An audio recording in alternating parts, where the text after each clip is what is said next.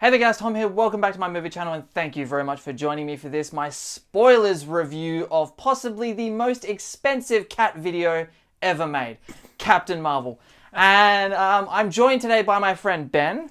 Sup? So we're going to just jump in and talk about all things spoilers. If you have not seen Captain Marvel, don't watch this video. That's not a good idea. So Captain Marvel is, I thought it was a great movie. I really enjoyed it. I'll let you speak on just some overall thoughts. I enjoyed it as well. I went and saw it yesterday with my younger brother, who'd been really wanting to see it as well. And, is he like super into Marvel as well, or is he like into the MCU as well? More like he's really into Brie Larson. Apparently, he's Yeah. developed this really big crush on her, and he was like, "I have to go.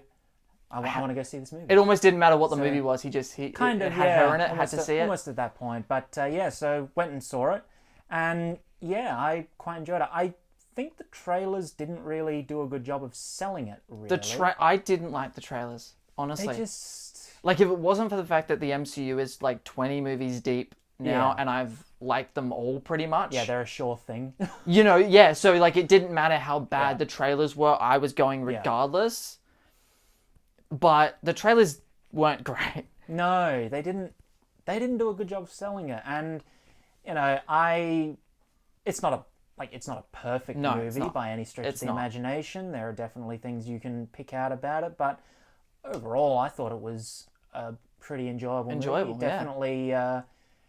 You definitely don't walk out of it thinking, well, that's X amount of time I'm never going to get back. So it moved quickly to I've heard a lot of people read a lot of reviews and watch a lot of reviews, and people are saying like it dragged in points and it was boring at parts, and I'm like, Now I've only seen it once because I saw it Wednesday night.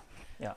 I've never got that. I never got that sense like it was boring, or like I never wanted them to move on. I thought it moved pretty quick. So I'm gonna get into some specific things. I think the best thing about it is Sam Jackson, Brie Larson together. That was a really good dynamic. Actually. They are. I quite enjoyed it. Yeah, like it's like that joke about when they're sitting in the bar, and it's prove you're not a scroll and all this stuff, and she goes, well, how do I know you're not? Tell me something, because scrolls can only remember recent memory. And Nick Fury just, well, if toast is cut diagonally, I can't eat it. That might be my favorite line in the entire movie. Yeah. It might be my, like, aside from Ben Mendelsohn's line when he says, why would I turn into a filing cabinet? Yeah, the filing cabinet. I love that scene so much. That scene where they're asking him, can you shapeshift into this? Can you shapeshift into that? And he's just there like, why would I shapeshift into half of these things? I don't... What? I thought that was... Like, he is, Australian national treasure, Ben Mendelsohn. The fact that, like, he's been in Star Wars...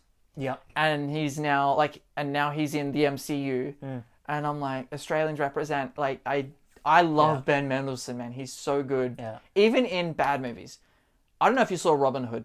Oh my God, what a bad movie. No, I didn't. The 2018 Robin Hood. Oh, no, with the King. Oh my God. Don't waste your time. But even like in that movie, and like he was hamming it up in that film, but he was the best part about that movie too. Because he was enjoying himself. He was enjoying himself. Yeah. He's like, it's Mendo having fun. Yeah. He stood out for me in this one as well. I thought that it was going to be a case of, he's another villain again, okay, but I love that twist. I'm glad you brought. I love that twist, because that was one, like, maybe people who are more read on the comics saw it coming. I don't know, because I didn't read Captain Marvel. No, apparently in the actual comics, the basically the Kree are murderous supervillains, and the Skrulls are also murderous supervillains. And so either way, there was a war, and humanity basically got caught in the middle of that. Okay. So yeah, in the comics, so they flipped it in this one. They kind of did, yeah. They basically just made one of them the underdog more. I guess neither of them are bad. They're both doing what they think is right, which is sort of the best kind of bad guy. Like Thanos, like the reason people got on board with Thanos, I kind of got on board with Thanos. I'm like, yeah, let's go Thanos. You're on the right. I'm with you. Not enough food around here. I probably would have been more on board with Thanos if, his proposition wasn't so easily undermined. That's true. That's That's true. But I like my villains too. I like my bad guys. Yeah. They're but just so interesting. I thought that whole twist with Talos, Ben Mendelsohn's character. Yeah. And what a great character too. Like, I hope we see more of him. Like, now we can talk about spoilers. You know, because they just sort of went off and found a new home or whatever. And I really hope he comes back. If not, like, in an Endgame, maybe in, like, the Captain Marvel sequel. The other thing I wanted to get into, too, was the Tesseract, because I didn't see that. Well, I did see that coming. From the trailers, I'm like, that explosion kind of looks like, you know, the blue and the way she was glowing. I'm like, that looks like a Tesseract. And I enjoyed that, too, and I liked they had that in the lunchbox. Yeah.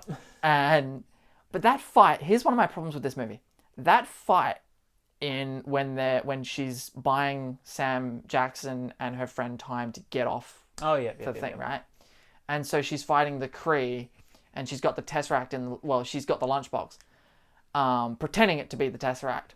And they play "I'm Just a Girl." Yeah. That didn't work. The fight was faster than the song. Yeah. So the pace of the fight didn't match the pace of the song, and it was. I get why they used the song, like appropriate song to use in this movie. So I understand completely the song choice. Yeah. It just didn't fit that scene. That's one of my problems with it. It was like, ugh. Like, as soon as the song started, I'm like, yeah, the song, awesome song. I like that song, but doesn't fit this fight scene. That's a minor criticism. But the other thing too was another one of my issues. Again, I couldn't get into it in my non-spoiler review because it was spoilers. But it's like the whole movie, you know, with other movies where a character is discovering who they really are. Yeah. When it's done right, I feel like we as the audience are discovering it as they discover it. Like with Miles Morales in Into the Spider-Verse. Yes. Or even in like The Bourne Identity, right? Where as he's figuring it out, you're figuring it out. In Captain Marvel, we basically know everything. Basically, like, not everything, but we basically know who she is right from the start. So then as she's like, we're just playing she's just playing catch up. So then we're sitting there the whole time going, yeah, we know, can you get to the point?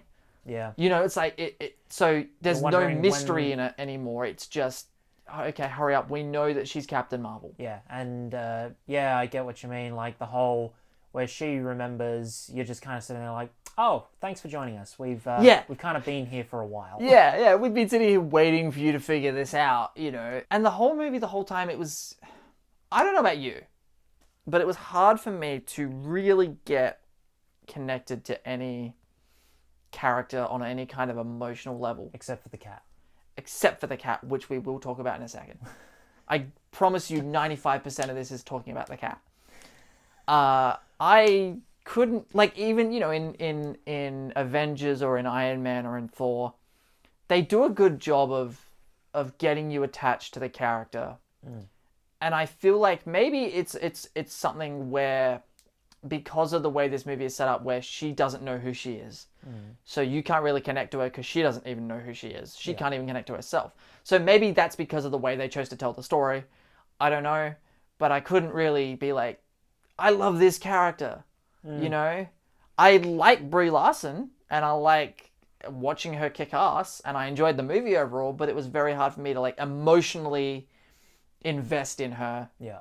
Oh, I was attached to, like, Sam Jackson. By the way, can we talk about the CGI on Sam Jackson to make him look younger? It was flawless. That technology has come a very long way in a very short amount of time. Like 3 years or something? No, longer than that. I mean, the first instance I can recall seeing that sort of technology used was on Jeff Bridges in Tron Legacy way back in 2010. And that was awful. That was... I mean... Like, for the time, it would have been good. Yeah, for the time, it would have been good. Definitely not something that will have aged well, I don't think, because CGI doesn't really tend to age that well. No. And trying to replicate human skin in well-lit conditions is very difficult. But... Or at least I believe that's true, yeah. But yeah. I mean, lighting is a lot of it. That's why a lot of the early CGI was done in darkness. But even like in Rogue One, if you look at Tarkin in the beginning, it's a bit right? Because the room is dimly lit. But when they light the Death Star the way it's lit in A New Hope, he looks flawless. So that was the first instance I ever saw that sort of technology, and they have just refined it to perfection. Yeah. Like, it looks really genuine, and they've done an amazing job with that technology. As I said, relatively speaking, in a very short amount of time. I mean, like, from Tron to now, yeah, it's 9 years, but when you think about it, for that sort of technology, that is a huge leap. I mean, CGI in general too, like the fact that like we can watch Thanos and be like, and like you have no doubt in your head, oh yeah, that's an 8-foot tall purple man. Yeah. Walking around. Like you don't even question it. I think they're lucky. They got lucky with Sam Jackson though, because he doesn't age. Like the man is like it's 72 or something. Is he? He's in his 70s. No. He is. He's in his early 70s. Seriously? Yeah. But he looks like he's like 40. You know? He does, yeah. The dude does not age, so I think they kind of got lucky there. I think they just could have gotten away with just putting a bit of a wig on him. Yeah. When you have someone who ages well, that probably helps it. But even so, there was probably, I think, maybe one instance that I can think of where was it? I think it was when they were going through the filing cabinets or something. The archive scenes. I think there was a moment there where it kind of looked a little out of place or displaced or something, but it's like, and that would be like for a it's like for a moment. And as I said, after that I didn't really. But I also didn't have that initial reaction like you'd have, like I had with Tarkin. Even though I think Tarkin looked amazing in Rogue One, like for what they were able to do for that looked amazing. Yeah. You know, like even in Ant-Man and the Wasp or in Ant-Man where they did it to Michael Douglas as well. It's like it. Well, with Tarkin, it was essentially resurrecting Peter recreated Cushing. The entire character, right? Yeah. But like for Sam Jackson, like I didn't have that moment like I have when they do it in other movies where initially I'm like, ugh. And then your brain like wraps around the fact that that's not real. Yeah. But with Sam Jackson, it's like I didn't even have that initial moment of, that's not right. Yeah. Maybe it's because I saw it in the trailers. I don't know. But even in the trailer, I didn't have that moment. I was like, I just looked at it and went, that's a really young Sam cool. Jackson, yeah. Yeah. Like, and you're right. Because thinking about it, I didn't either. Because normally when you see someone whose face has been CGI'd to make them look younger, I've had the same thing. You kind of know instinctively that it's just not. There's something. It's the uncanny valley. It's like there's something not right, unless we're talking Henry Cavill in Justice League, in which case the whole face was moving in directions I don't think faces should be moving. I didn't see that. So you were mentioning something. I just didn't see it off camera. Because we did a spoiler review off camera before we did it on camera. We did a test run. We did a test run. We're professionals. Yeah, we just, no, we're not. No. So you were mentioning something off camera about. Don't take anything we say as any sort of fact. No, we don't know what we're talking about. So please keep watching this video. So you were mentioning something off camera about Captain the message of the movie with the the go-karts and all that. The movie overall has this real girl power feel, which is good. Like, you know, I mean, we're not So, but there were a couple of instances where that I get the intent behind it, but I don't think they were the best examples. It kind of pushed it. Because like I didn't notice it until you brought it up. Like the go-kart thing specifically was when you mentioned it, I went, oh yeah, that was kind of weird. Because to clarify, basically what are the two particular standouts that I'm talking about are the go-kart scene where the kid next to her, the boy next to her, tells her you need to slow down, and she deliberately speeds it up and takes the corner too quickly. She flips it and almost gets killed basically. And then does the Captain Marvel stand up.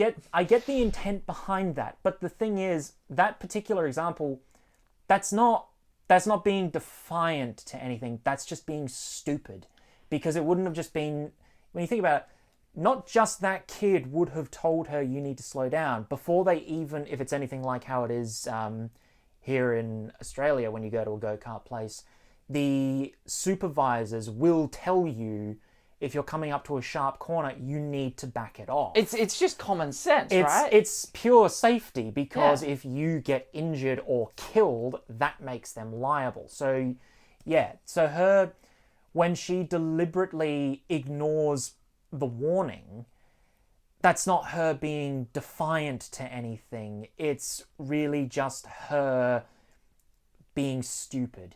But it's like their point was, like, don't let people tell you what to do. Or specifically, I think their point was don't let dudes tell you what to do. Yeah. Which is true in a sense that women are always right. They are. It didn't. I think it would have had more meaning if, like if they really wanted to get that girl power message across, if she had just won that race. Or, won that race, or even have him, like, trying to run her off the track or something.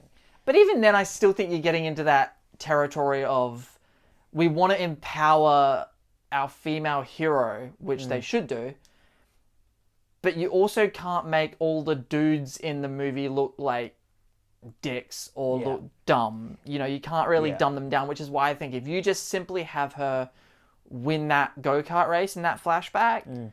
It's like, okay, we've empowered her. I get why, like what you were saying, I get why they did what they did, but it didn't work. Yeah. But so that was the first one. The second one was the military training camp, where she's going along the ropes. You see her fall to her, and it's a bad fall, by the way. That should have broken both her arms. Yeah. That should have. Yeah. They're all, rather than going in to help her, everyone's laughing and pointing at her as well, because she's stacked it. Now, I don't know what American military culture is like, but going what it was like when I did the Army Cadets, not the actual Army, I should clarify. This was a thing for kids, basically. You didn't make it to the big time. No, I didn't. No, I didn't make the cut. No, but you had a fall like that. But if that sort of thing happened, the idea of building camaraderie is that if that sort of thing happens, you don't point and laugh at them. You go and help them. Like, if that sort of thing had happened while I was doing my Army Cadets things with all my friends and everything, and one of us had stacked it like that, we wouldn't have been laughing at them. But they were laughing at her. They were also laughing at her before she'd even swung. Like, she's just holding on, and they were laughing at her. Yeah, exactly. And that's sort of, as I said, again, don't know what American military culture is like, but that, if you want, for an organization that's meant to be around team building and camaraderie, I can't see that being okay in anyone's eyes. They did it a little bit in, like, the first Captain America. When he jumps on the grenade. Yeah. That I kind of got, because they all knew, like, they're not going to throw a real grenade. Yeah. He didn't. Steve Rogers was just the only one that didn't know that. Yeah. In Captain Marvel, though, it is weird to me that, like you were saying, like, they would act like that. Maybe it's just because of women in the military at the time that must have taken place. I don't know. True, actually, yeah. But also, I think, I didn't really pay attention to how many dudes were back there laughing at her, whether it was girls back there laughing at her as well. But again, I think if you want to get their message across, I'm not sure that was the way to go about it. I think that was a bit of a hitting you over the head with, she's a girl and she can do it, and people think she's inferior. And I get why she has to fall over, because the whole theme of the movie is get back up. Yeah. We all make fun of the trailer, because in every trailer she's standing up. Yeah. Which the whole thing of get back up, that's something that anybody can get behind. Yeah. But, will the real Captain Marvel please stand up, I want to talk about the cat. We have to talk about the cat, because I frickin' love that cat. That cat, the whole movie I'm thinking, the cat is going to take the eye of Nick Fury. It's going to happen. From the trailer, I'm like, that cat, I didn't know it was a Flerken. I had no idea what a Flerken was before I saw this movie. I knew that cat was going to take his eye, and it did. Yep. And I'm so happy about it. I loved it. And I love that whole running gag with Ben Mendelsohn. Yeah. That's not a cat. That's not a cat. That is that's not a cat. And throughout the whole thing, Nick's just like, it is very clearly a cat. A cat, yeah. So yeah, that was quite funny, and particularly when it does scratch his eye, like you called. Yep. How Nick's just like, it's okay, it's just a scratch, and you see just fucking Talos just like, no, it's not okay, it's not okay. And I love how in like towards the end where Coulson presents him with the alternate eyes, and Coulson's like, sir, is it true that you lost that eye to fighting one of those? That's right. He covers it up, and Nick's just like, I can neither confirm nor deny. Yeah. You know what I also love about that is where you see the laptop and he's typing and it's the Protector Initiative. Yeah. And then he notices the photo of her where it's like Avenger, yeah. And then he changes it, the Avenger Initiative, and that the Avengers theme kicks in. Yeah. Which I love. It's one of my favorite musical scores of all time, that theme. It's grown on me. I wasn't initially sold on it in the first one. Really? Yeah. Wow. You know what? I wasn't actually initially sold on it until the Infinity War trailer. Okay. That rendition of it. The slower, more depressing version. I love that. I do. I think that's probably the best rendition of that piece of music. Yeah. The cat... Going back to the cat, did you see, by the way, I mentioned this in the non-spoiler review too, did you see when they live streamed the red carpet for the premiere, they had a separate live stream just called Goose the Cat Live, and he's on the red carpet in like a little caged off, like fenced off section. No, I didn't. And they had a green screen behind him, and they just live streamed the cat for like the duration of the red carpet, which is like 2 hours. But then every time he'd walk in front of the green screen, they'd change the background. So it'd be like a different planet or something, like he'd be on a different... And then like during the breaks, they would just be like, where's Goose the Cat going next? And it would it was awesome. The fact that they had the real cat at the premiere and just live stream the cat. So the hype was real on the cat, basically. Because, well, if there's no cats, what is the internet even? That's what I mean. It's the most expensive cat video ever produced. Yeah, exactly. I want to talk about the post-credit scenes too. Unless there's anything else you want to like get into about the movie, spoiler-wise. Not that I can think of at the moment. But we'll probably jump back to that. Yeah, we'll jump back. Yeah. But I do want to talk about where this goes to Endgame now. How this ties into Endgame. Because I do love the cat spewing up the Tesseract. That was funny. Prediction time. Yeah. So where is this going? Do you have any sort of prediction? I have no predictions whatsoever. You're just ready to see Endgame? I generally try not to invest too much in predictions. No, I'm the same. Yeah. Because I kind of try to go and see the movie on its own standing. Yeah. Because if you go in with predictions, you kind of... no matter what, you always walk out disappointed. Yeah. I just... Like with The Last Jedi. Let's not get into that discussion again. How much... Okay, let me ask you this then. How big of a role is she going to play in Endgame? Like, is she going to be the one, ultimately, that saves the day? I mean, they've made it a very big deal that Fury called her. And they've made it even in the movie, when she said for emergencies only, and the fact that they've got a post-credit scene dedicated to her rocking up as well, I think she is going to play a very large role in the movie, particularly because her power is born of an Infinity Stone. That's true. So with that sort of setup, I would be very surprised if she was kind of like underused. Underused. And I think we both agree that like that end credit scene is probably taken from like the first 10-15 minutes of Avengers. I honestly wouldn't be surprised if like Avengers starts and she's there. And like that's the start of it, like right there. Like I could get on board with that because I was thinking she was going to show up like third act and save everyone's butt, but no, doesn't look like it. So Captain Marvel overall, we both agree, I think, a very good movie. I enjoyed it a lot. Yeah. You liked it. A lot of people don't like it. That's fine. I enjoyed it more than I was expecting to. I think that's probably why I enjoyed it, because I never thought Captain Marvel was going to be a bad movie, because I don't think, and I have to ask everybody this question, like, people who thought this movie was going to be bad, like, Kevin Feige didn't just suddenly forget how to make movies.